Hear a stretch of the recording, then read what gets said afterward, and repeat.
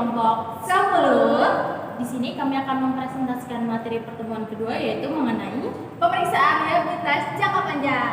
Sebelum itu, kami akan memperkenalkan diri kami terlebih dahulu, yaitu di sini ada saya sendiri, Windy Juniarti. Saya Sinani Sapoja. Oke, langsung saja. Sebelum mulai pembahasan ke materi pokoknya, kita perlu tahu dulu apa itu liabilitas jangka panjang. Menurut Pesaka nomor 1, liabilitas jangka panjang adalah liabilitas keuangan yang merupakan pembiayaan jangka panjang dan tidak jatuh tempo dalam waktu 12 bulan setelah periode pelaporan. Dalam pengertian lain, liabilitas jangka panjang merupakan kewajiban yang harus dibayarkan dalam jangka waktu lebih dari 1 tahun. Kemudian ada contoh dari liabilitas jangka panjang. Menurut Agus, beberapa contoh liabilitas jangka panjang adalah sebagai berikut. Yang pertama, ada kredit investasi. Kredit investasi merupakan pinjaman dari bank atau lembaga keuangan bukan bank yang digunakan untuk pembelian aset tetap kecuali tanah, misalnya gedung dan mesin. Yang kedua, ada utang obligasi. Utang obligasi yaitu pinjaman jangka panjang yang diperoleh suatu perusahaan dengan menjual obligasi di dalam negeri maupun di luar negeri. Berikut jenis-jenis obligasi. Yang pertama ada registered bonds, yaitu obligasi yang mencantumkan nama pemilik di sertifikat obligasinya sehingga jika dipindah tangankan harus di-endorse di bagian belakangnya. Yang kedua ada coupon bonds, yaitu obligasi atas unjuk yang tidak mencantumkan nama pemilik di sertifikat obligasinya sehingga tidak perlu di-endorse pada saat dipindah tangankan. Yang ketiga ada term bonds, yaitu obligasi yang seluruhnya jatuh tempo pada suatu tanggal tertentu. Yang keempat ada serial bonds, yaitu obligasi yang tanggal jatuh temponya bertahap pada beberapa tanggal tertentu. Yang kelima ada convertible bonds, yaitu obligasi yang bisa ditukar dengan surat berharga. Yang keenam ada callable bonds, yaitu obligasi yang memberikan hak kepada perusahaan yang mengeluarkan obligasi tersebut untuk melunasi obligasi tersebut sebelum tanggal jatuh temponya. Yang ketujuh ada secured bonds, yaitu obligasi yang dijamin dengan harta perusahaan. Kemudian contoh yang ketiga yaitu ada wesel bayar yang jatuh temponya lebih dari 1 tahun, yaitu suatu pernyataan tertulis dari debitur yang berjanji untuk membayar sejumlah tertentu pada tanggal tertentu dengan memperhitungkan tingkat bunga tertentu. Contoh yang keempat yaitu ada utang kepada pemegang saham atau perusahaan induk atau perusahaan afiliasi. Biasanya diberikan untuk membantu perusahaan anak atau perusahaan afiliasi yang baru beroperasi dan membutuhkan pinjaman. Pinjaman tersebut bisa dikenakan bunga, bisa juga tidak.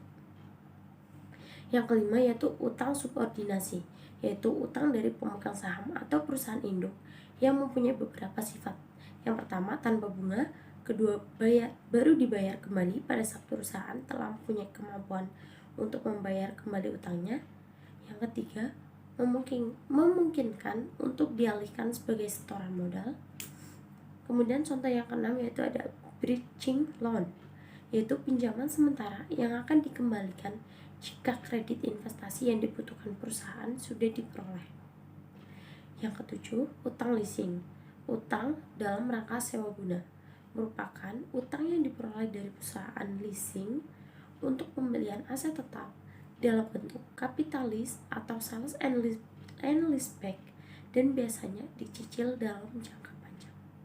Oke, materi selanjutnya adalah tujuan untuk pemeriksaan liabilitas jangka panjang. Pemeriksaan liabilitas jangka panjang bertujuan untuk mengetahui apakah 1. Terdapat internal control yang baik pada liabilitas jangka panjang.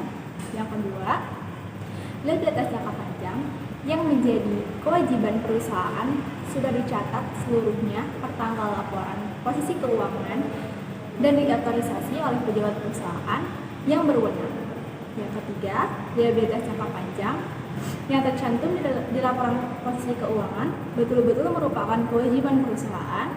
Yang keempat, liabilitas jangka panjang berasal dari legal claim atau aset yang dijaminkan sudah diidentifikasi. Yang kelima, liabilitas jangka panjang dalam valuta asing, tanggal laporan posisi keuangan sudah dikonversikan ke dalam rupiah dengan kurs tengah Bank Indonesia per tanggal laporan posisi keuangan. Dan selisih kurs yang terjadi sudah dibebankan atau dikreditkan pada laba rugi tahun berjalan. Yang keenam, biaya bunga dan bunga terutang dari liabilitas jangka panjang serta amortisasi dari premium atau diskon telah dicatat per tanggal laporan posisi keuangan. Dan yang ketujuh, biaya bunga liabilitas jangka panjang yang tercatat pada tanggal laporan posisi keuangan betul telah terjadi, dihitung secara akurat dan merupakan beban perusahaan. Materi selanjutnya mengenai prosedur yang dilakukan dalam pemeriksaan liabilitas jangka panjang. Menurut Agus tahun 2013-49, audit prosedur yang disarankan adalah sebagai berikut. Yang pertama, pelajari dan evaluasi internal control atau liabilitas jangka panjang.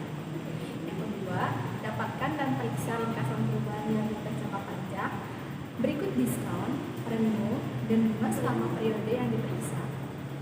Yang ketiga, kirim informasi kepada bank yang antara lain menanyakan mengenai plafon kredit, saldo per tanggal laporan fungsi keuangan, tingkat bunga, jangka waktu pinjaman, dan jaminan kredit.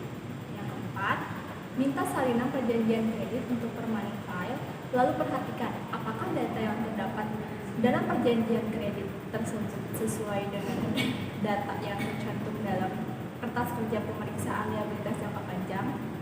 Yang kelima, periksa apakah perolehan atau penambahan bunga dan amortisasi diskon atau premium dari obligasi, tie up jumlah beban bunga dan amortisasi diskon atau premium obligasi dengan jumlah tercantum pada laporan laba. Diskon atau premium yang belum diamortisasi harus dilakukan sebagai pengurangan atau penambahan dari nilai nominal obligasi. Yang keenam, periksa perhitungan bunga, pembayaran bunga, dan amortisasi diskon atau premium dari obligasi. Yang ketujuh, periksa apakah ada liabilitas jangka panjang atau wesel bayar yang diperpanjang atau di-renew setelah tanggal laporan posisi keuangan untuk mengetahui apakah utang tersebut harus tetap disajikan sebagai liabilitas jangka panjang atau sebagai utang panjang. Yang seandainya ada utang dari pemegang saham atau dari direksi atau dari perusahaan afiliasi, harus dikirim konfirmasi dan periksa apakah ada pembebanan bunga atas pinjaman tersebut. Yang kesembilan, seandainya ada hutang leasing, periksa apakah pencatatannya dan penyajiannya di laporan keuangan sudah sesuai dengan standar akuntansi sewa guna usaha PSAK nomor 30 revisi 2007 tentang sewa. Yang ke-10, periksa apakah ada bagian dari liabilitas jangka panjang yang jatuh tempo dalam waktu 1 tahun yang akan datang sehingga harus diklasifikasikan sebagai liabilitas jangka pendek. Yang ke-11, seandainya ada liabilitas jangka panjang yang harus dibayar kembali dalam mata uang asing, periksa apakah pertanggal laporan posisi keuangan sudah dikonversikan ke dalam rupiah dengan menggunakan kurs tengah Bank Indonesia per tanggal laporan posisi keuangan dan selisih kurs yang terjadi sudah dibebankan atau dikreditkan pada laba rugi tahun berjalan. Yang ke-12, lakukan penelaahan analitis atau analytical review procedures terhadap liabilitas jangka panjang dan biaya bunganya untuk melihat kemungkinan terjadinya kesalahan dalam pencatatan biaya bunga. Dan yang terakhir, tarik kesimpulan, apakah penyajian liabilitas jangka panjang di laporan posisi keuangan dan catatan atas laporan keuangan dilakukan sesuai dengan standar akuntansi keuangan atau PSAK. Materi selanjutnya tentang bukti yang menjadi pengungkapan liabilitas jangka panjang. Berikut ini adalah bukti-bukti yang harus dimiliki perusahaan untuk menjadi pengungkapan liabilitas jangka panjang. Di antaranya yaitu 1. Form ICQ. Form ini digunakan auditor untuk memeriksa apakah terdapat internal kontrol yang baik atas liabilitas jangka panjang. Yang kedua, surat konfirmasi. Surat konfirmasi utang. Surat konfirmasi dilakukan untuk memperoleh bukti-bukti dari pihak luar seperti kepada bank atau pihak lain yang terkait.